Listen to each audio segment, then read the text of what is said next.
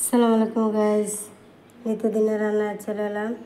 আজ গরুর বট রান্না করব, সেজন্য হাফ কিলো হবে, তার চাইতে কম হতে পারে গরুর বট নিয়েছি রান্নার জন্য।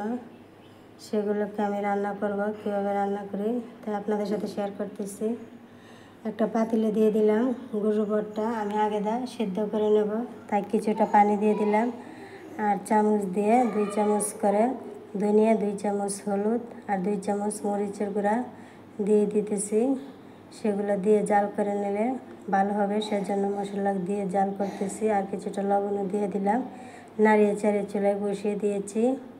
চুলায় দিয়ে একবারে পানিটা শুকিয়ে নেব, ভালো করে সিদ্ধ হলে ভালো হবে। সেজন্য গরুর বট তো এমনিতে অনেক শক্ত, সেজন্য আগে থেকে সিদ্ধ করে নিলে ভালো হয়। আর এদিকে পেঁয়াজ বাটা নেই, সেজন্য পেঁয়াজ থেতলে নিচ্ছি, কুচি করা পেঁয়াজ। আর একটা কড়াইয়ে আমি তেল দিয়ে দিলাম, আর নিয়েছি 2টা তেজপাতা, 4-5 টুকরা দারচিনি, লবঙ্গ, এলাচ দিয়ে, আর নিয়েছি রসুন বাটা, আদা বাটা। সেগুলো পেঁয়াজ কুচিটা দিয়ে দিলাম, যেটা আমাদের চেতলে রেখেছিলাম। আর দিয়ে দিব আদা রসুন বাটা একসাথে দিয়ে মশলাটা ভালো করে কষিয়ে নেব। এদিকে 1 চামচ করে আমি হলুদ, ধনিয়া, মরিচের গুঁড়া, স্বাদ মতো লবণ দিয়ে মশলাটা ভালো করে ভেজে কড়াইয়ের মধ্যে ভালো করে ভেজে নিচ্ছি।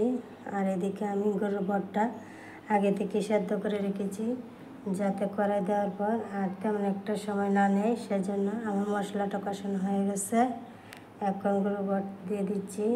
গরুর বটটা ভালো করে জাল দিয়ে আমি আগে মশলার পানিটা পরিষ্কার করে ধুয়ে তারপর এখানে ভাজি করতে দিয়েছি। ভাজিতে আবার কিছুটা পানি অ্যাড করলাম, যেন মশলাটা ভালো করে বটের গায়ে লাগে।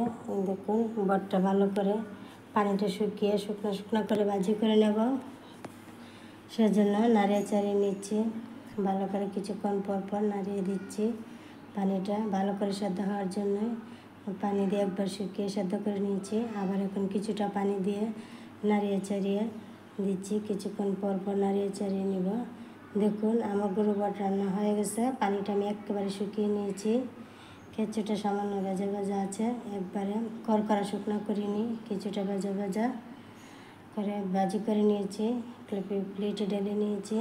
দেখুন, এখন আমার গরুর বট রান্না হয়ে গেছে। একবার শুকনো করে রান্না করেছি।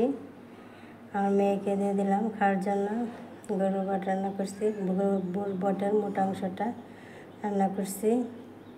এই অংশটা আমার কাছে অনেক ভালো লাগে, সেজন্য। তো গাইস, নিত্যদিনের রান্নাবান্না যদি আপনাদের কাছে ভালো লাগে, অবশ্যই নিত্যদিনের রান্নাবান্না পেজটি ফলো দিয়ে রাখবেন। আর নিত্যদিনের রান্নাবান্না পেতে বেল বাটনটি অন করে রাখবেন। আর সবাই লাইক, কমেন্ট, শেয়ার করবেন। সবাই ভালো থাকবেন। আজ এই পর্যন্তই। আল্লাহ হাফেজ।